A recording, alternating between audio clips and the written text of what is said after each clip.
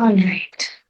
So we were discussing that the devotees of Lord, they are just like desire trees who can fulfill the desires of everyone because they are very compassionate towards fallen conditioned soul. And they are ocean of mercy, and they gives the greatest gift to society. What is the greatest gift? The gift of God consciousness, Krishna consciousness.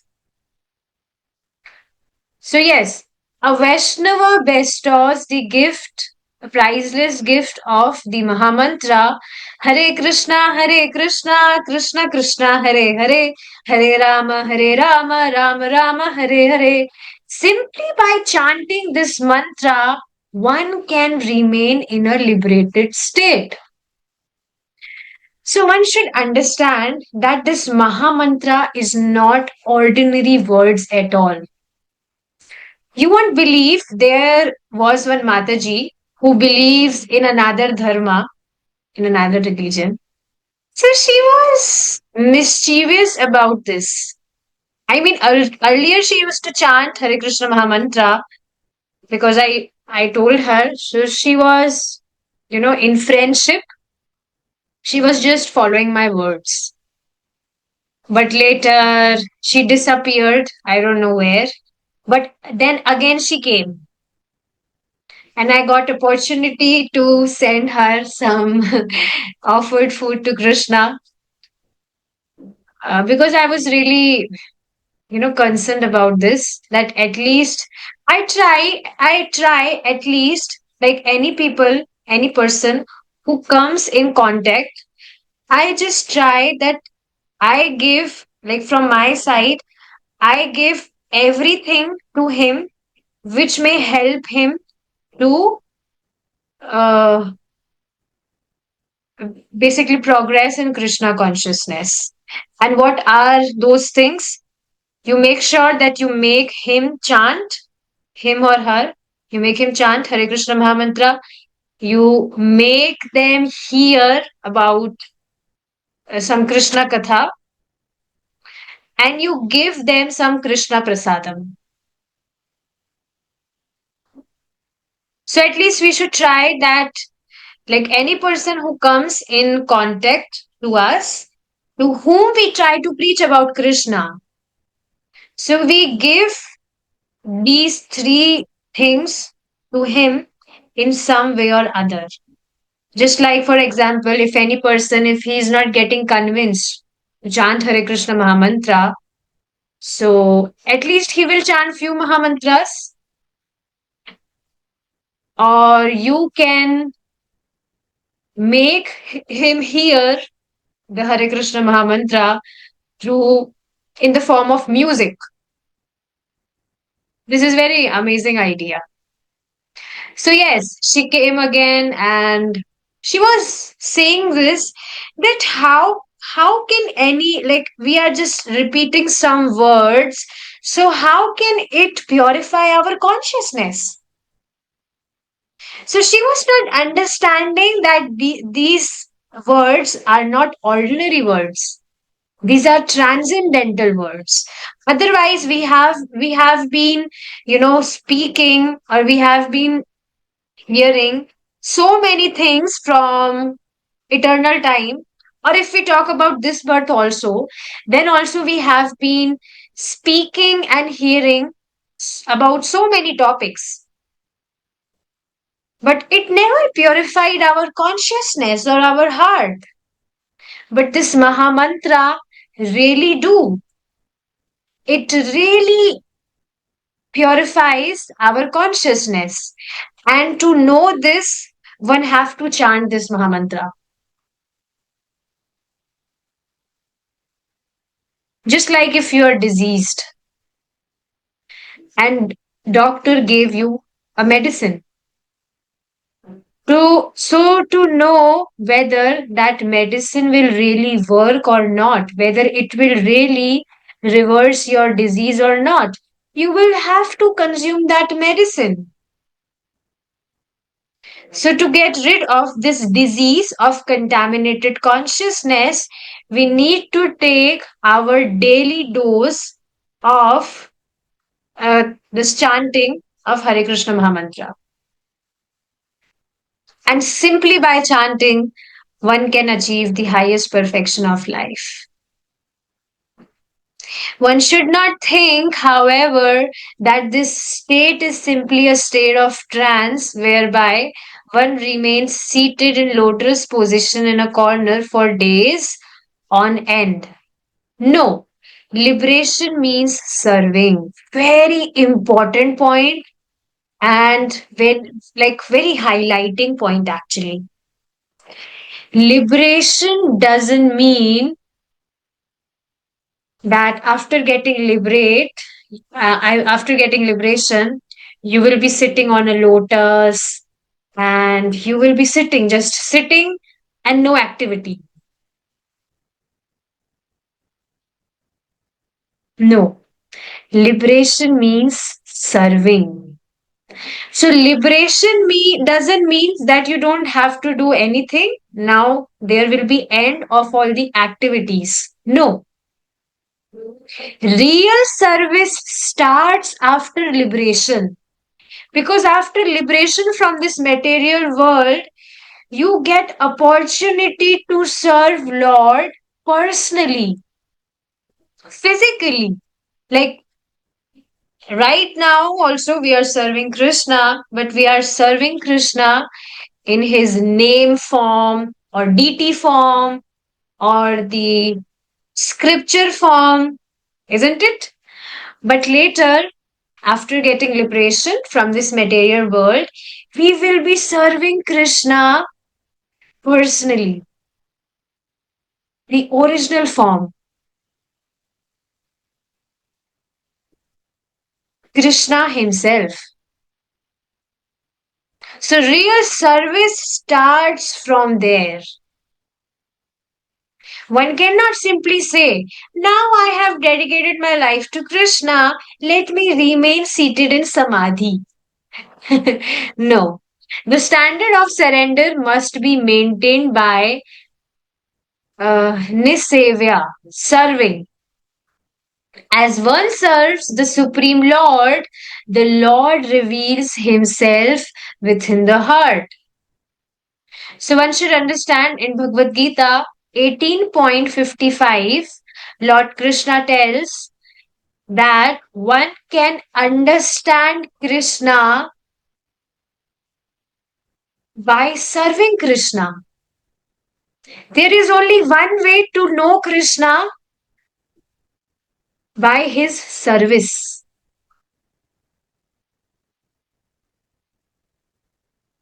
This way we can understand Krishna nicely. Nicely means from tattva. Now I don't know what to say tattva in English. Let me just Google it.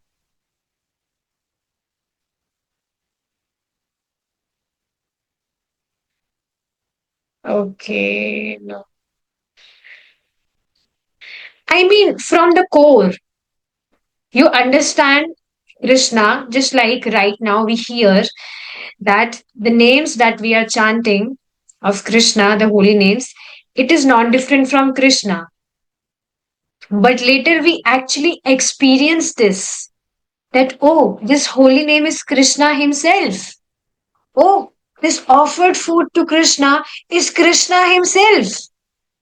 Oh, this Srimad Bhagavatam, Chaitanya Charitamrita is Lord himself. So this way later we really experience this. And this stage comes as we serve him. So by service, Krishna reveals himself to us within our hearts. The program of devotional service to the Lord is executed from morning to night. Indeed, Krishna says in Bhagavad Gita that one must engage in devotional service to him 24 hours a day. Now let's understand this. Very amazing point. In Krishna consciousness, whatever we are doing by putting Krishna in center, that is serving Krishna only. Serving Krishna doesn't mean that we need to chant 24 hours or we need to hear about Krishna 24 hours. Of course, that is also one stage which we will definitely get in future. But right now, it is not possible for us that we chant for 24 hours a day or for and hear 24 hours a day. But whatever activities we are doing throughout our day, and if we are dovetailing it towards Krishna, we are doing it putting Krishna in center, then that is also devotional service to him. Do you know in Krishna consciousness, sleeping is also a devotional service? Sleeping? Yes. Why devotees sleep at night? So that they may wake up early in morning to chant holy names of Krishna, to attend morning program, isn't it? So this is also devotional service. In Krishna consciousness, taking a shower is also a devotional service because you are taking a shower for the sake of following purity so that you may cook food for Krishna nicely, you may do deity worship and all those things. You can't just enter in your kitchen in untidy condition, isn't it? So devotees, they follow purity, but for the uh, pleasure, for pleasing Krishna. Just like taking vegetables. If you are buying vegetables from market, then that is also devotional service to Krishna because you will be cooking for Krishna. So you will see that, and you will find an ordinary person also doing all. He's also doing all these things, but he is not doing it for Krishna.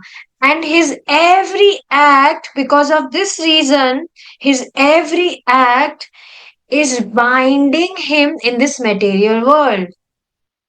But on the other hand, a devotee is also doing all these ordinary activities.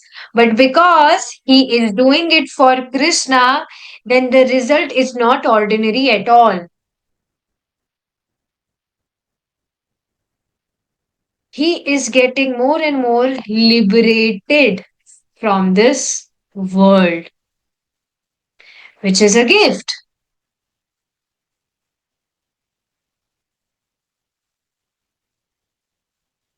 So, yes, it is not that we should meditate for 15 minutes and then engage in all kind of nonsense. This is very amazing how Prabhupada is quoting here, how he's putting here. That it's not that, yes, I am also a devotee. I meditate on Krishna for 15 minutes and then I just, rest of my time, I just continue with my daily work. So no, it should not be like that we meditate for 15 minutes or we chant our 16 rounds and then we engage in all kinds of nonsense.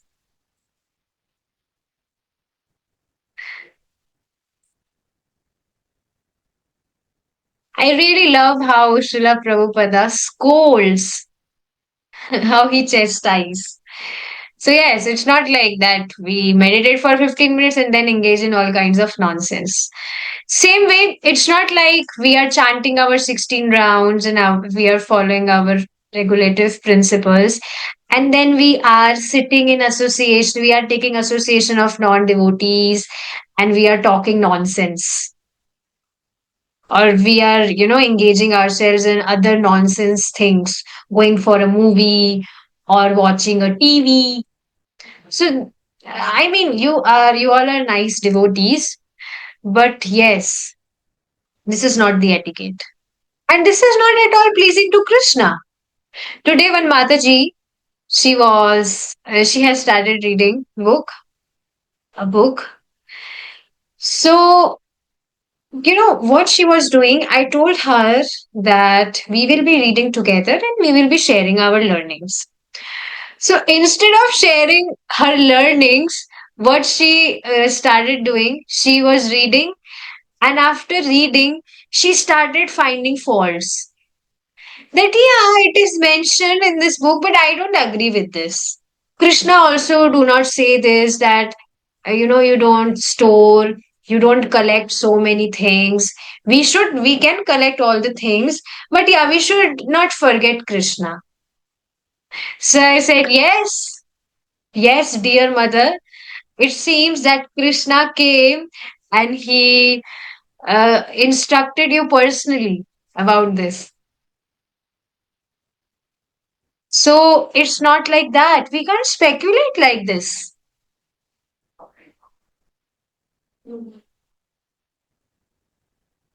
So, yes, this is important. The more we serve, the more dedicated to Krishna we become. Therefore, a person should utilize whatever talents he has for Krishna.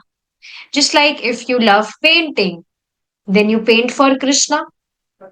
If you love cooking, you cook for Krishna. Just like if you, for example, if you love stitching, then you stitch for Krishna. If you love doing makeup and all, then do makeup and all uh, of Krishna. I'm saying of Krishna. I mean, you can nicely decorate Krishna, dressing and all, beautiful decoration of Krishna's altar, because we can't do our makeup for Krishna. That is not pleasing to Krishna. Because when we are doing this, we are actually decorating this body and we are simply wasting our time because we are not this body. So, yes, these are all bodily conceptions. So, yes, whatever talents you have, you do it for Krishna. And that way also, that will also become a devotional service. So, yes, there are 9 processes of devotional service: hearing, chanting, remembering, serving, worshipping the deity in the temple, praying, carrying out orders, serving the Lord as friend, and sacrificing everything for Him. And one should, sacrificing everything means sacrificing the sense gratification, that whatever I will do, I will not put myself in it. I will do it uh, for the pleasure of Krishna. And one should always keep engaged in at least one of these 9 processes. Means throughout the day, we should try to engage in one or other services. All of these. At one time, we are doing deity worship. At one time, we are chanting. At one time, we are hearing about Krishna. At one time, we are cooking for Krishna. So, just like that, we should try to engage in these 9 processes throughout our day. And you will see this is very practical also, isn't it? There is no hard work in that. There is no extra effort in that. It is very practical that whatever we are doing, earlier we were doing it for ourselves, but now we are doing it for Krishna. But the benefit is not ordinary. One who is always engaged in Krishna's service never becomes disgusted. Bhajatam Priti Purvakam. Service must be rendered with love, but in the beginning, this may be difficult. And so, one may become disgusted.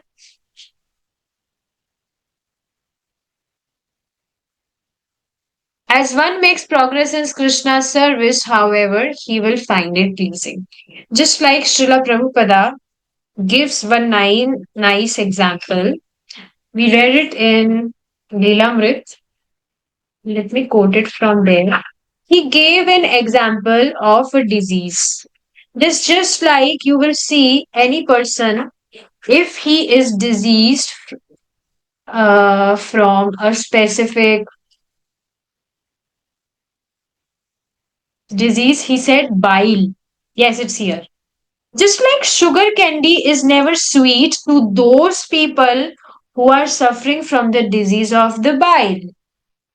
Bile is jaundice. But still, sugar candy is the medicine for bilious patients or the patient who are suffering from jaundice. So, same way, at first, in the beginning, rendering service to Krishna with love may be difficult for us. And this is because of our diseased condition.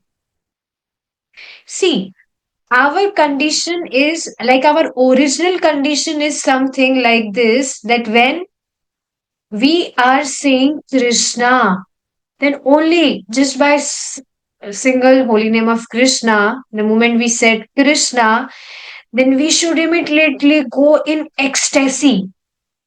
Our heart should be filled with so much of excitement, with love, and we just forget everything external. We are so much in ecstasy. This is our real constitutional state, real condition.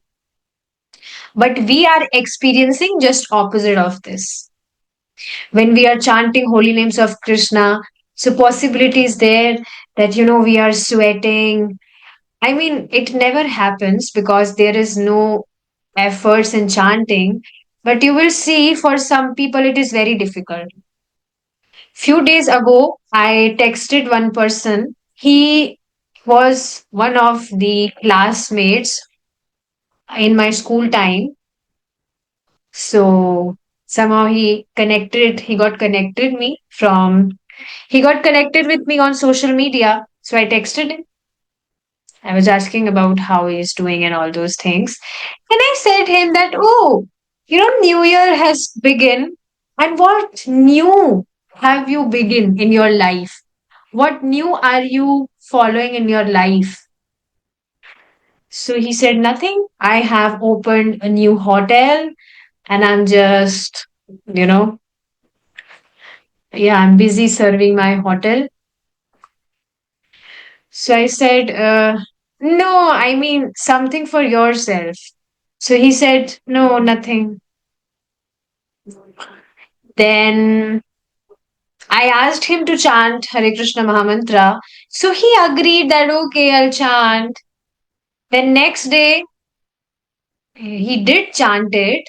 He did chant, but when I asked him, I mean, I told him to chant only 11 times. So he said, okay, I'll do it. Another day, he did chant. Then when I asked him, were you able to chant? He said, yes. Then I said, how many times? He said, 3 times. So can you see, for people, chanting for even 11 times is very difficult. And he said he chanted for 3 times. Okay, I will, as we should appreciate people, like whatever service they are able to do for Krishna, I will say him, wow, 3 times. Can you chant it daily? And this way, at least, he will progress. So, yes, just like in disease condition, any person who is suffering from jaundice or bile, then he, then any sugar candy will never be he will it will never taste sweet to that person. But the medicine is consuming sugar candy only. So same way, this is our diseased condition that we are not we are not finding any pleasure in serving Krishna. But as we will serve Krishna, we will keep on serving Krishna, then gradually we will progress and we will find it pleasing. So, medicine is this only, chanting and hearing. Right now, if we are not getting any taste, but we will develop taste as we will continuously, consistently chant and hear about Krishna.